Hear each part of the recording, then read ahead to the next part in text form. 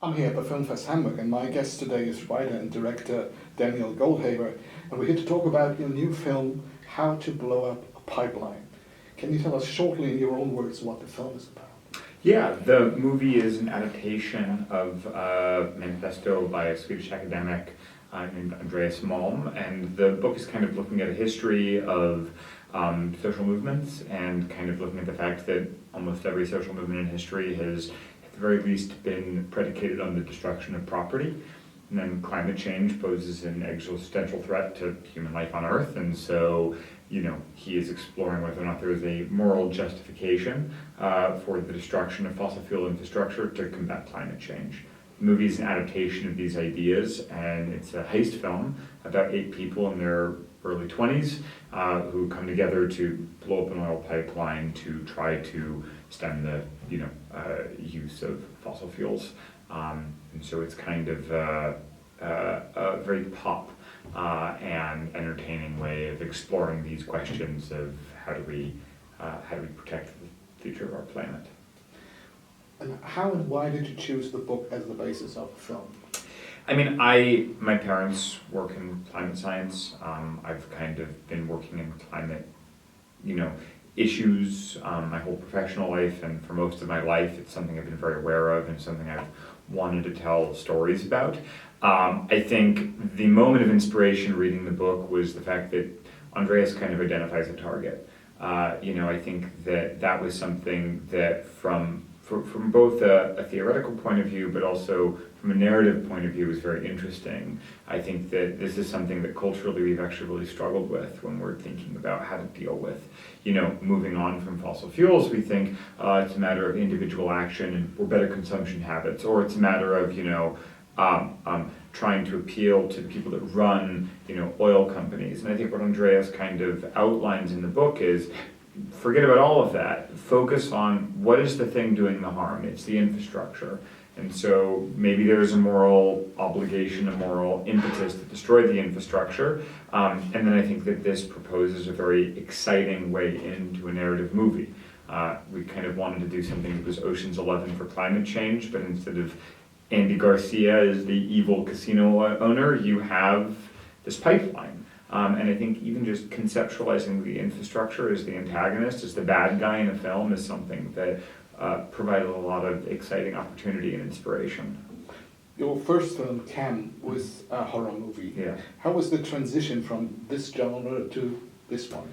It's funny, for me, there was no difference, in part because we didn't make Cam with the intention that it would be even received as a horror movie. We just were telling that story the best way that we knew how.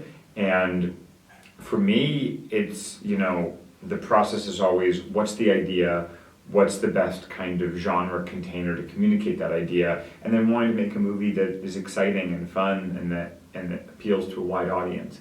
And so, the process was remarkably similar for both movies. And much of the same team worked on both movies. And I don't think that for any of us there was ever kind of like a moment of, oh, how do we do this different thing? It was fairly, that's just kind of how it goes. Ariela Barrea Yeah. not only plays the character of Sochi, Yeah. she also co-wrote the screenplay with Yes. you.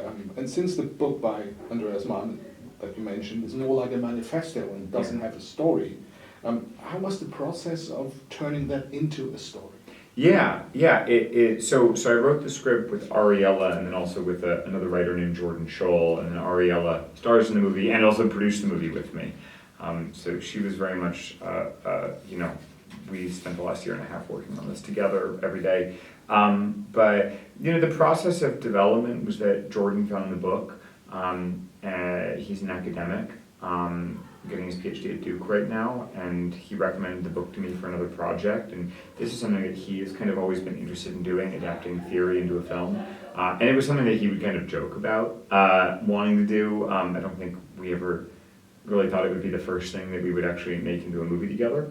And Ariella very much found kind of the way into the movie. I think had this idea of kind of it being this collective story, the story of young people. I think she brought a lot of the stories to the film, but she also brought quite literally in the collaborators that she found and that she brought into the collaborative process.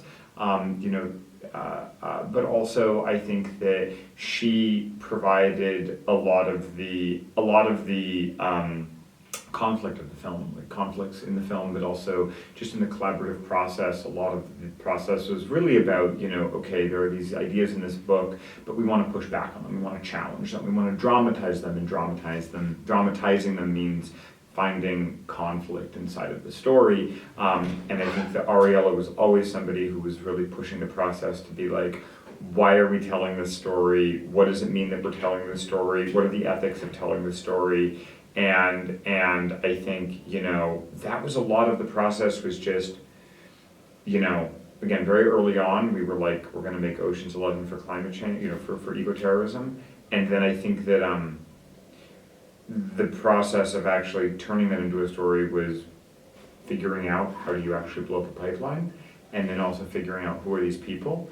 And then again, that process of who are these people was something that was informed both by research that we did, reading a lot of books about people who've been directly affected by climate change, but then also finding people in our lives. And from there, it came about pretty naturally, yeah.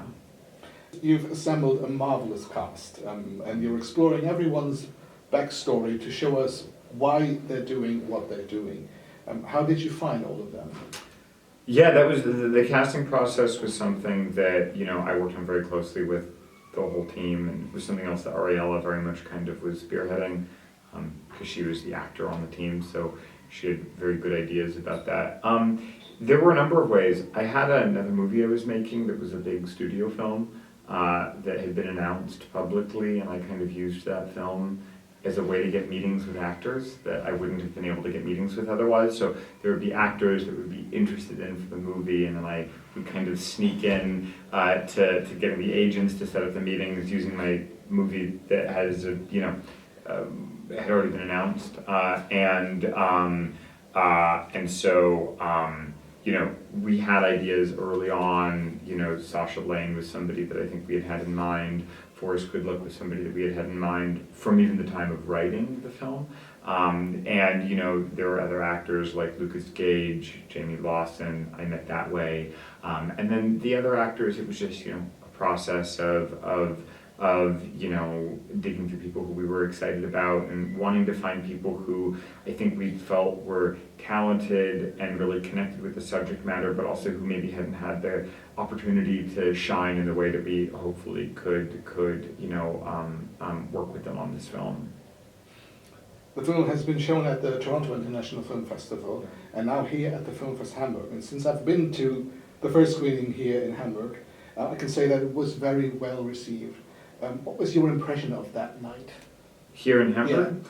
Very good. I mean, Hamburg was a place that I was very excited when they reached out about the film because, Germany, but especially Hamburg and Berlin are very much the centers of the climate justice movement in Europe right now.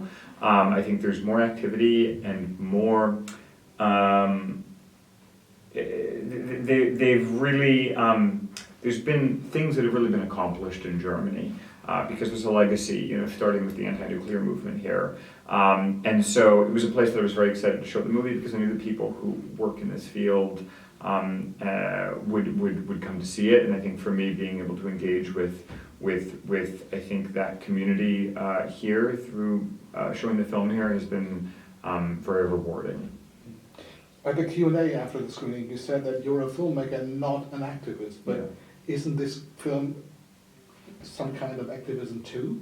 No. Don't you think so? I don't. I think that, there are absolutely activist movies out there, but I think that generally speaking, those are films that deal with issues of speech, movies that cannot be made legally in their country. I think that we live in a very hyper media saturated world right now, and so I think that sometimes one can confuse the making of a piece of media or the consumption of a piece of media with having actually done a thing. But that's not true. I'm an artist, I'm a storyteller. I think that for these issues, the creation of culture that is that is provocative and that is ethically made and ethically kind of conceptualized, and that has a strong message and that can communicate on a grand scale, I think this is important. I think that, creating culture creates the circumstances where change can happen, but that change only happens when people are out there and actually doing real work. And I think that there are maybe going to be opportunities for me to do some forms of activism around the film when we get closer to release about the movie. But having made the film, I've just told a story. I've created a commodity that will be bought and sold on the international marketplace. That's a job, and it's one I'm very lucky to do, but it's not activism. I think this film needs to be seen. So how about distribution? Have you been able to sell the film in any territory? Yeah, I mean, we've sold in the States to Neon, so the same company that put out Parasite, and they were our ideal distribution partners. So we're very, very excited about that collaboration, and we've just recently partnered with an international sales agency, so we're just starting the international sales process now. That's the meeting I have to go to at 3. Okay. I hope that it will find a distributor here in Germany. Yeah, I think so. I'm fairly confident. Yeah, me too. What do you hope that people will walk away with after the screening? I think walking away questioning the tactics in the film and thinking about the tactics and the stories, the why have all these characters done this, and kind of thinking about the fact that if they emotionally relate, emotionally respond, emotionally understand why the characters have done what they've done, what that means for what must be done to fight climate change, which is not to say the movie is endorsing the action, but rather trying to get people to understand the action. And I think if they can understand the action, then that will create interesting dialogue and interesting cultural movement. How hard or how easy was it to get this film financed in the first place? I mean, it's never easy to make a movie. I was very lucky that I think that from the beginning we had a sense that this is a movie that would not appeal to 99% of financiers, but the financiers that it did appeal to, it would appeal to very strongly. And this was true. So, I think that Lyrical and Spacemaker, Alex Hughes and Alex Black, our 2 financiers, both were very passionate about this film and were also really great collaborators. And I think that one thing that I've found in my career is that I think that filmmakers, making a film is a capital intensive process, it just takes money.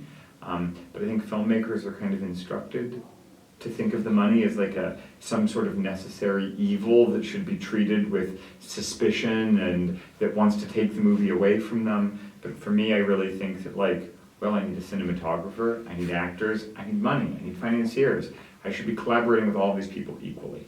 And so I've only had very positive collaborations with financiers on my projects, and in this case, I think both my financiers made the movie substantially better with, I think, the impact that they had on the movie from start to finish. So it was less about, it's never easy to find anybody, but I think one of them, financiers, I had a pre-existing relationship with. The other I luckily met at the Cannes Film Festival, and I'm just lucky to have been able to work with people who were so collaborative on this project. As I said, the film completely blew me away that night, and I think it's perfect the way it is. But would you have done anything different if you had, let's say, unlimited money or unlimited time? I think that it's a kind of an impossible question because I think that every movie is kind of a documentary of its own making. And so in making this film, we were very aware that we made the film extraordinarily quickly. It was 19 months from start to finish. We had 3 months after we finished the script, to prep the movie, finance the movie, cast the movie, which is an extremely short period of time, especially considering that, we had just finished the screenplay. So I think that when we were doing this, we were kind of questioning, is this the right way to make the film? Should we take more time? It'll be better. We'll be able to build a better production. All of these things. But I think that we really felt that the movie is about a very impulsive act, and that the movie should be made equally as impulsively. We wanted to get the film out as quickly as we could.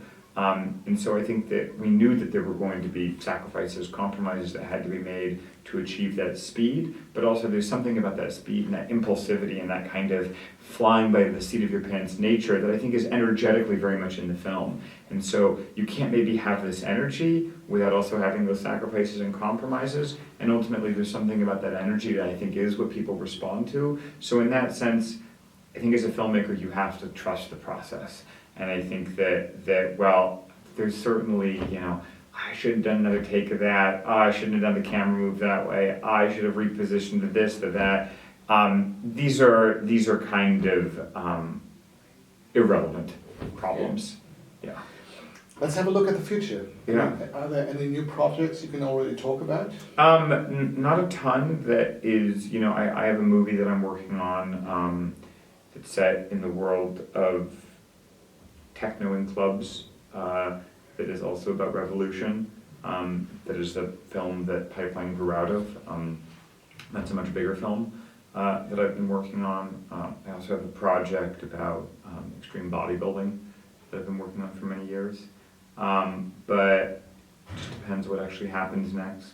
And then I'm doing a video game with my collaborator diesem, who produced this and wrote my first film with me. And that's something that we're currently in the prototype stages on. That sounds very interesting. Yeah. I wish you all the best with this film. Thank you. Good luck with the second screening tonight. Yeah. And thank you very much for your time. Thank you very much. Okay. Great.